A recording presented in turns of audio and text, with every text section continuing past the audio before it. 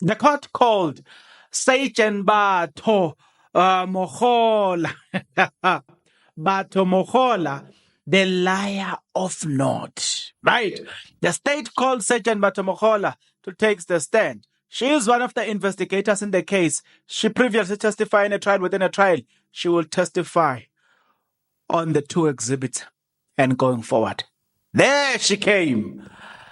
You know, the problem with Sgt Mogola is that with her, she's a Christian. So we expect her to speak the truth, nothing but the truth, because she's duty bound by the scripture to speak the truth. She's duty bound by the Bible to speak the truth. But unfortunately, she's among people we don't trust. Why? Because of her tendency to lie, her capacity to lie with a straight face. Just because she's working for a unity called Case Unity in this country, led by God Gininda, the untouchable one, the one who decides, you know what I'm saying? I want Bongane now, and then it goes into you, and then sends people to you. You know what I'm saying? I think these people right now, they kind of feel like we are untouchable. There's nothing that you're going to do to us. Zero. And they feel it in their bones when they move, how they move. They feel it. You know what I'm saying? They kind of feel this thing. You know what are you going to do to us? Not to mention the state itself. You know what I'm saying? We're talking about Advocate Baloyi calling unceasing witness that has got nothing to do with the case, right? Witness that are coming to waste our time. It is as if they are pointing us with that middle finger and say, so what are you going to do about it? You know what I'm saying? And what are we going to do about it, family? But there's something that I know that we're going to be doing something about it. And that is, I put it to you that you do the following. If you are not yet subscribed, what are you waiting for? Come on, good people, because to subscribe it is free, to like the video it is free, to comment in the comment section below it is free of charge, to click the notification bell it is free of charge, to share this video it is free of charge, to watch this video until the end it is free of charge. Also, good people, come on, to watch the ads it's free of charge, and that's how you financially contribute to this YouTube channel. Speaking about financially contribution to the channel, you can become a member of this YouTube channel from as little as 20 Rand a month. You can also use the Super Thanks button. In case you don't want to do that, guys, there is a way where you can use my media company banking details to donate to the channel, and you know what I'm saying? Will bring you more, and also guys want to buy more equipment. So the power is in your hands. Please do the honorable thing as we proceed. Sgt Mogola, let's begin this. I'm going to highlight a few questions that were asked by Advocate Baloyi. Why am I going to highlight few? Because there's nothing important. What becomes important is when Advocate Mngomezulu was like, let me get hold of this woman and let me deal with this woman. He dealt with her. Hey, the accused was arrested in Tembisa and found with 2 cell phones, right? Please notice, because these 2 cell phones becomes a point of contention, right? The cell phone was seized by Constable Buthelezi, who handed the phones to me, and I placed them in an exhibit bag. Right? These phones becomes important because they are interlinked with the evidence given by Gideon House, right? Okay. So she was part and parcel of the team that arrested accused number 1, Muzika Kolelwa. Right. Mogola testified in a trial within a trial on the 31st of May. Testifying, she testified that he was the arresting officer on the 3rd of May 2020. She repeat that she testified. She says accused had 2 cell phones which were seized. Yes, that's the right word. So you explained you were involved in the arrest of accused number 1. That's correct. Can you once again repeat the date in which accused number 1 was arrested? She says no, that was the 3rd of May 2020. Right. I'm not going to read everything that was there. Mogola says that the phones that were found on accused number one was a Samsung Prime Plus. I remember me wanting to buy that phone, right? The other one was black and did not have the name. We proceeded to place it in we proceeded to his place of residency, and then we went to the hostel, and then we ended up at the Vosloorus police station. Right. The reason I'm mentioning this is because it becomes a matter of importance as we go forward. So I need to show you where are we basing some of the things, right? So she says that she locked these phones in a safe. Right? Notice the word. The phones were locked in a safe. And notice when accused number one was arrested, right? It is on the 30 May 2020. If you are following Gideon House, then you must tell me if there is any communication from the 3rd of May between the accused, who was communicating with the accused, because the phones were already in the position of the police themselves, placed in the safety, right? That's why I'm saying this becomes a matter of importance as we go forward. Samsung Prime, blah, blah, blah. I forget about it. Forget about the Samsung Prime. Mogola now moves to the sample taken by accused number 3, and then she says that there was samples. She's testifying on the previous one.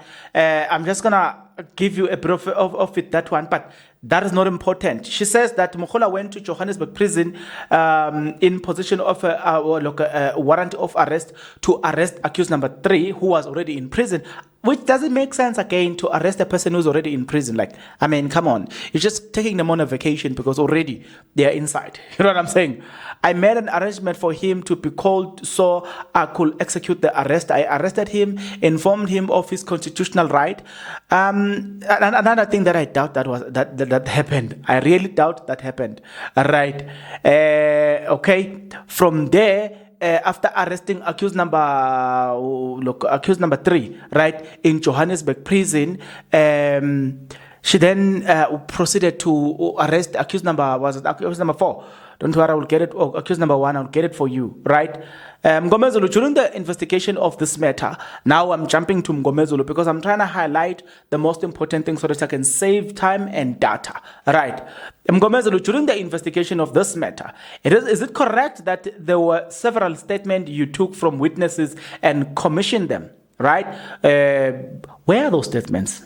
I'm interested, right? Mngomezulu, there was something that was not put to you during your testimony in a trial, within a trial, about this arrest on the 19th of March of 2019. Do you have any knowledge? Mogola, yes, it was Sgt Baloyi and Modau who arrested him. Then this became now a bone of contention, because from here, Mngomezulu is arguing to say, listen, when this person was arrested here, he was arrested for the case of Senzo Meyiwa, not the drug, what cases. And we know this thing of them arresting that, because even in the AKA matter, we heard it from the horse's mouth that their intention was to arrest this other accused for different cases. Once they are arrested, brought together, then they can charge them with the AKA story. It is a similar thing that they pursued here, but then you will find that they did not have the evidence. Hence, they disguised themselves now in papers. They wrote that they arrested him for the other cases, whereas they arrested him for the Meyiwa case. So that's why you see that woman getting exposed by Mngomezulu. Mngomezulu is like, no, you come here. Here, I'm prepared for you. Right? Those statements are not in 636 case. Mogola, they are there. Right, there's a statement that Mngomezulu is going to be bringing in on Monday. Mngomezulu was asked that, can you stand down this? I've got 14 statements to produce on this one. I want to deal with this woman appropriately. And I'm like, Mngomezulu, salute. Okay.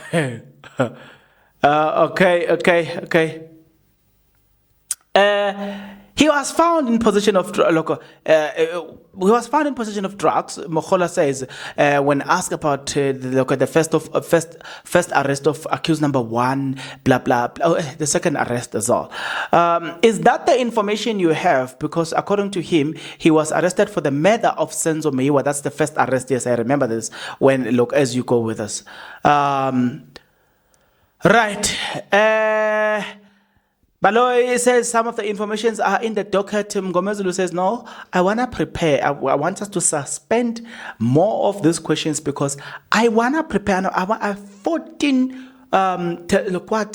14 testimonies or what that he will prepare on Monday just so that he can deal with Mogola. Mogola is going to be with us for a very long time, I'm telling you. Hey, if the other defense are as prepared, but he is only implicated accused number 1 and 2. So I think, yeah.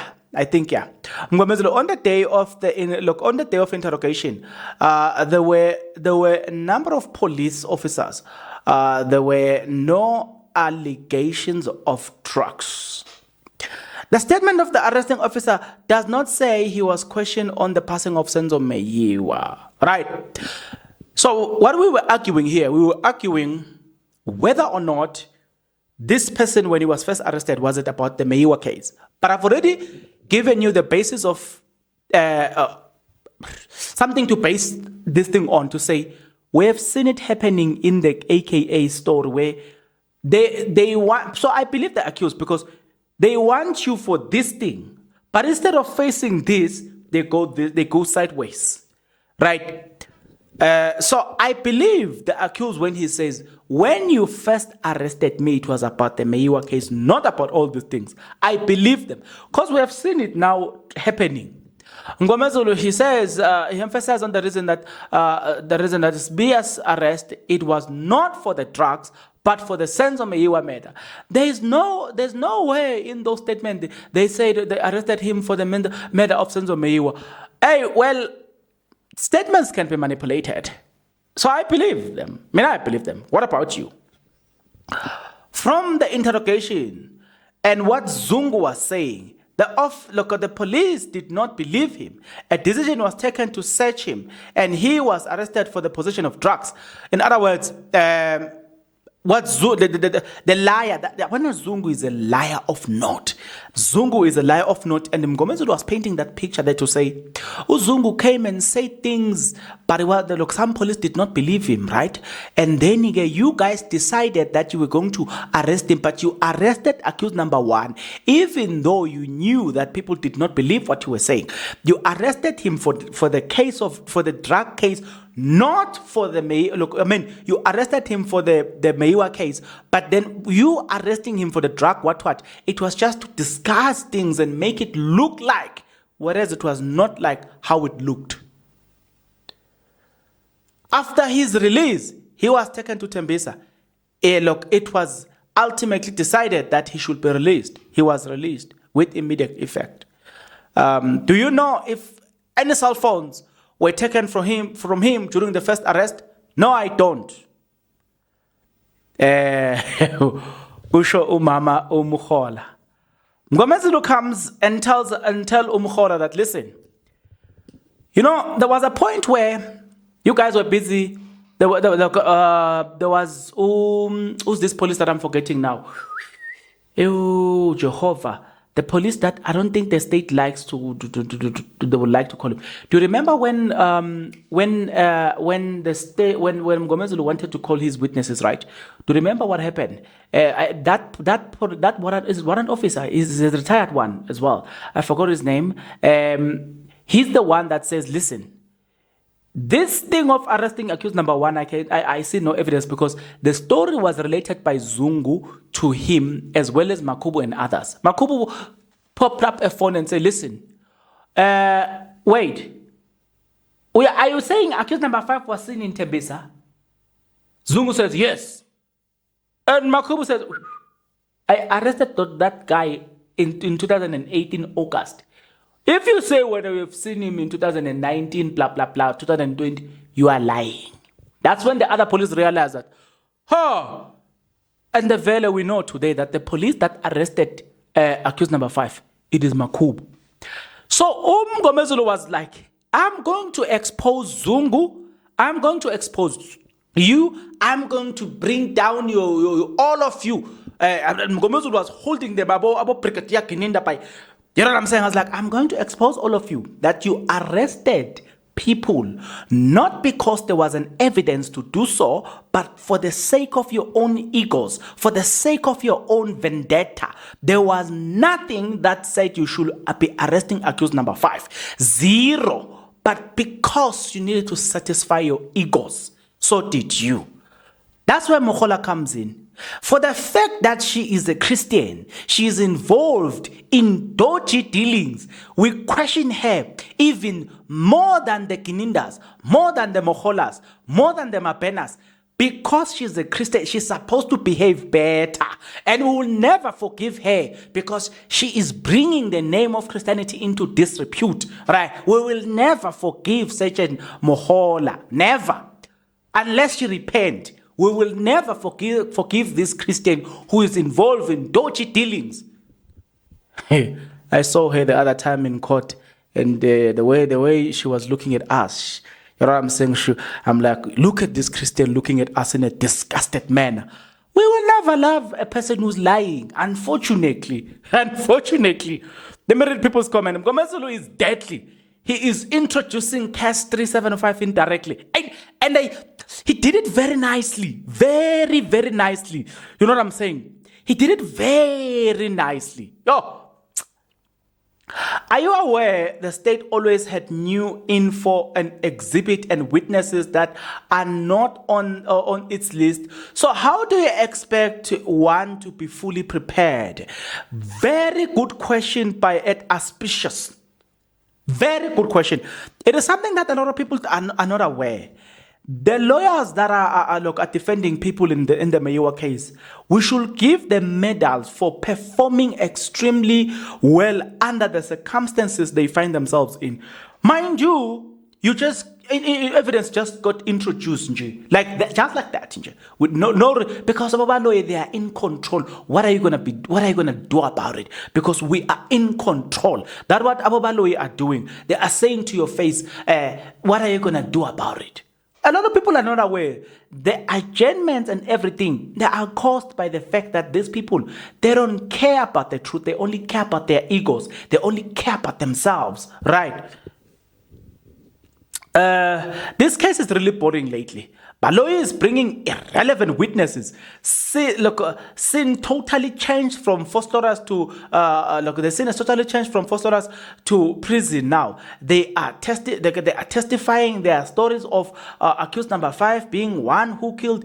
You know what I'm saying? I get it. I get it at Moneral 24. I get it. If Mngomezulu can master the line of questioning without thinking about the follow-up question, he will be one of the greatest lawyers. I will pay attention to what King's Celo 05 is saying on this one. I will pay attention.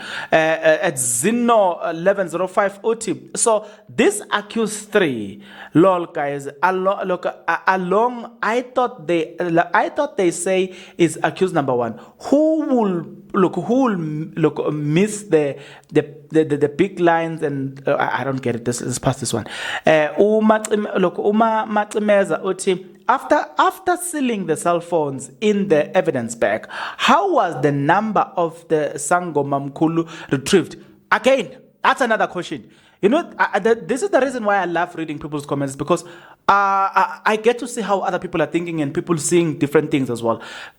This is some of the most important thing as well. Because it then tells us that these people went and opened their phone. I don't know if you see where we're going with this.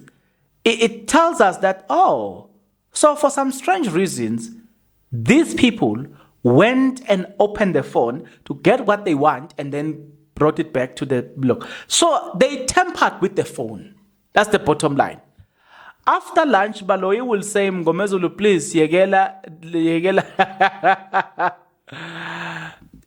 Sloppy police work is part of the downfall of our justice system. At _GP, I fully concur. I fully concur with you. Right.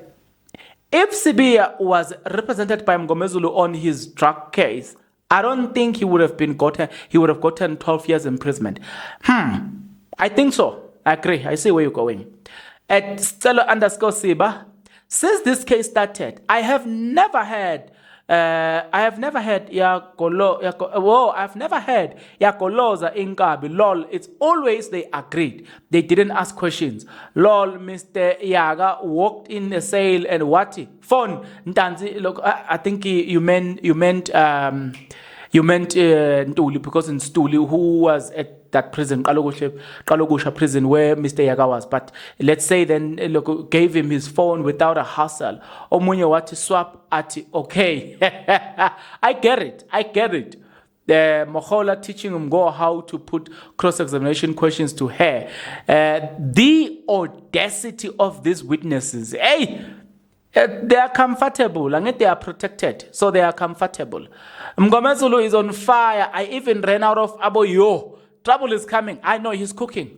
Something is coming. He's cooking. Mngomezulu was prepared. I'm looking forward to Monday when we shall have this 14 what that is bringing. Wow! I know he's cooking. The guy is cooking. It shows when you have, when you're looking at this case, you are also looking at, these people are advertising lawyers, you know what I'm saying? So when you look at the preparedness of these lawyers, you kind of feel like, wow, I need a lawyer. You know what I'm saying? You kind of see the importance of having lawyers.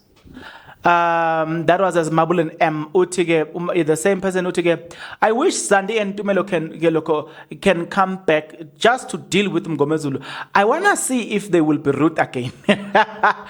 I think it's going to deal with them very comfortably. Mngomezulu, I think it's going to deal with them. They will even bite their tongue, I'm telling you. We can all see that the state is after Ntanzi because they know what's coming. At _Masilel, I wonder why Ntanzi though, because we need to find out why Ntanzi. We need to find out why, right? I'm starting to think these police officers killed Senzo Meyiwa. You know what? You can even say that. You know why? Because of the shenanigans that are happening in that court. It makes it's easy for people to even arrive to that conclusion. So I totally don't blame you for thinking the way you are thinking. I don't blame you. Yeah, it's the situation.